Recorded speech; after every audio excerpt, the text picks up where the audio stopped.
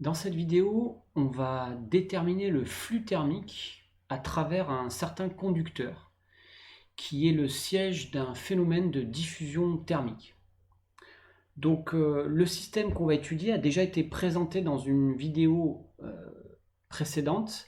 On a un barreau ici cylindrique dont les deux extrémités sont maintenues à des températures constantes T1 et T2.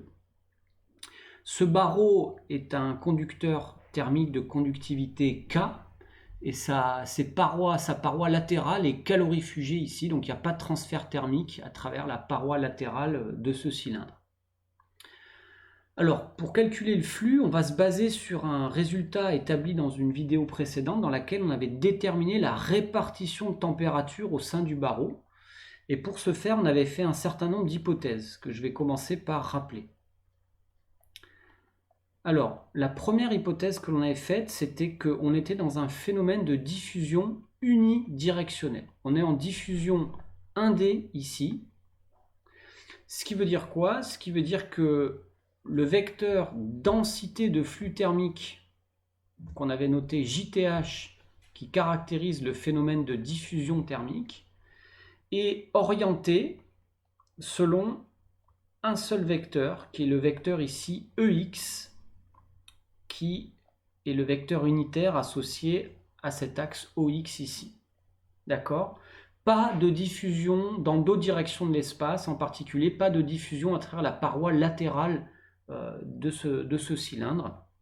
Tout se passe de la gauche vers la droite ici. Le transport d'énergie ici se fait de la gauche vers la droite. D'accord? Ça se fait dans une seule direction. La deuxième hypothèse qui avait été faite, c'était que l'on observait notre système dans le cadre du régime dit permanent. Alors le régime permanent, ça veut dire quoi? Ça veut dire qu'un équilibre a été atteint et que le champ de température, donc la fonction température, T, qui en toute généralité dans un problème 1D unidirectionnel dépendrait de X et de T, ne dépend au final que de la coordonnée spatiale X. La température dans le barreau est stationnaire, elle est constante dans le temps. Ok? Et la dernière hypothèse qu'on avait faite, c'était qu'on était dans un système dans lequel il n'y avait pas d'apport d'énergie, d'accord? Il n'y a pas de source thermique, d'accord? Le seul phénomène observable ici est un phénomène de diffusion. Ok? Voilà les trois hypothèses qu'on avait faites précédemment, et ces trois hypothèses nous avaient permis d'intégrer l'équation de la chaleur et de trouver la répartition de température dans le barreau T de X qui était donnée par T2 moins T1 sur L étant l'épaisseur du barreau, fois X, plus T1. Donc là, on avait trouvé un profil de température affine comme ceci, avec L qui est la longueur du barreau. D'accord? Bien. Alors on est prêt, on a tout ce qu'il faut pour calculer notre flux. Alors qu'est-ce que c'est qu'un flux? Un flux, c'est de manière générale en physique, une quantité, une grandeur physique qui traverse une certaine surface par unité de temps.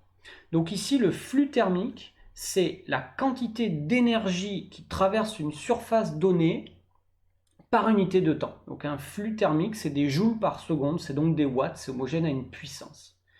Donc qui dit flux dit avant tout surface. Un flux est toujours associé à une surface. Ça compte la quantité d'une grandeur physique qui traverse une surface. Donc là, la surface qui est appropriée, c'est de prendre une section de notre cylindre ici. D'accord? Je vais représenter une coupe de cette surface ici, de cette section. D'accord?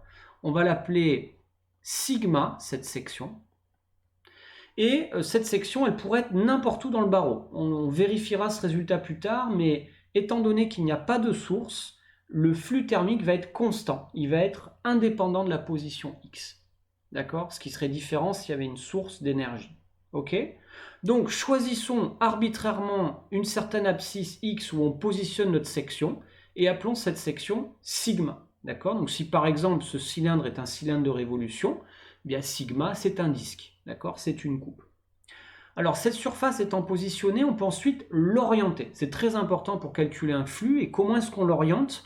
On l'oriente à travers un certain choix de vecteurs surface élémentaire ou vecteur élément de surface qu'on appelle ds ici.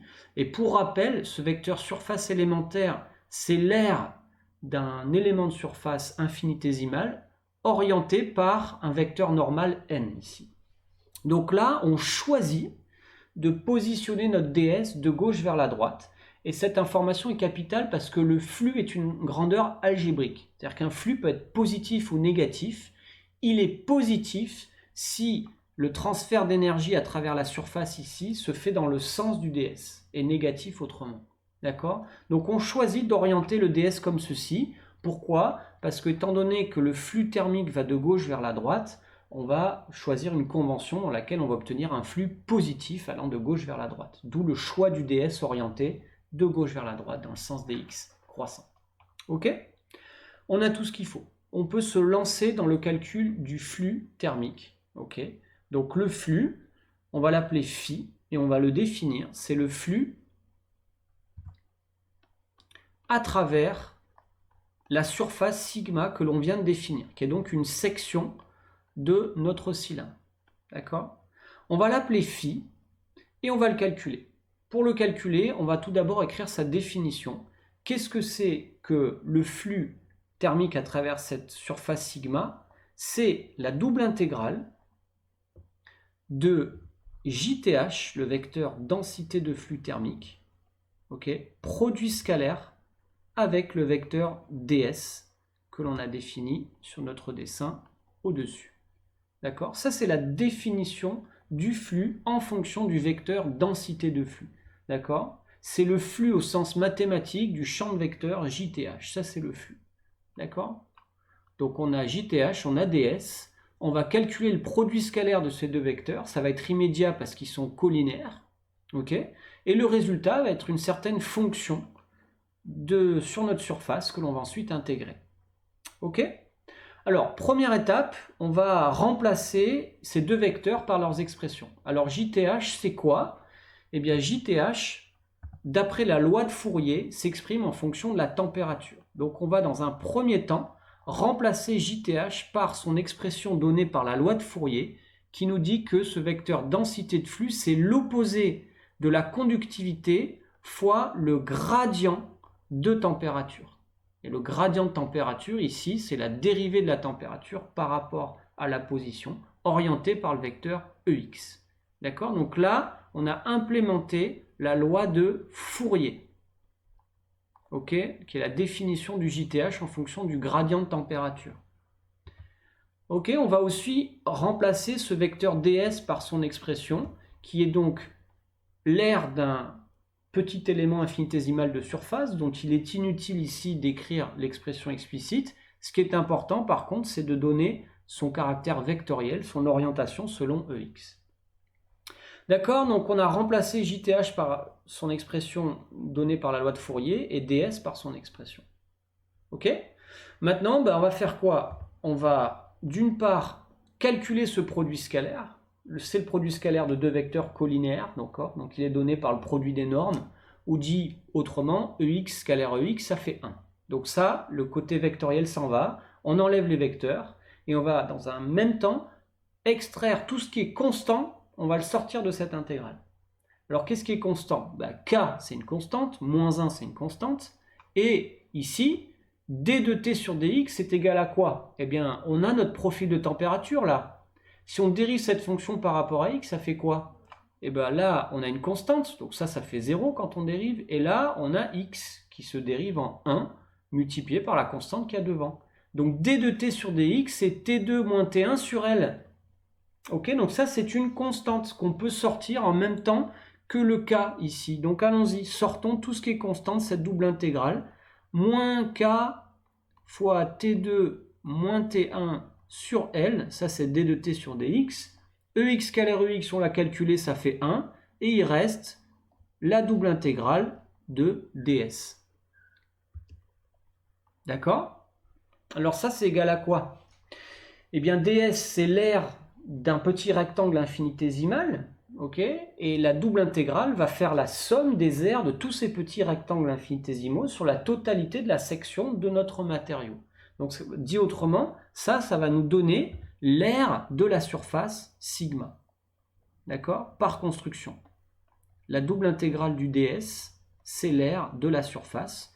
On va appeler cette aire S, c'est un certain nombre de mètres carrés, d'accord. Par exemple, si notre matériau est un cylindre de révolution, eh bien cette section ici, elle aurait une aire de pi r carré si r était le rayon associé à la section du cylindre qui serait donc un disque.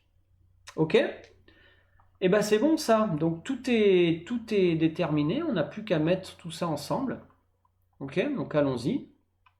Le flux est donc donné par l'expression suivante. Ok, bilan. Le flux est égal à tout ça fois ça. Ce moins là, on va l'absorber, si ça ne vous dérange pas, dans une inversion entre T1 et T2. Donc ça devient K fois T1 moins T2, et ça absorbe le moins, fois L, ok, fois la surface S ici, que je vais mettre là par exemple. Ok, donc ça c'est le flux thermique à travers notre matériau. Ok, l'aire de la section, la conductivité, la différence de température et l'épaisseur du matériau. Ok, donc ça c'est une formule générale qui peut s'appliquer dès lors qu'on est en diffusion 1D, en régime permanent et sans apport extérieur d'énergie. Si ces trois hypothèses sont satisfaites, voici l'expression du flux thermique qui est donc bien positif. On a bien orienté notre section de sorte à ce qu'il soit positif.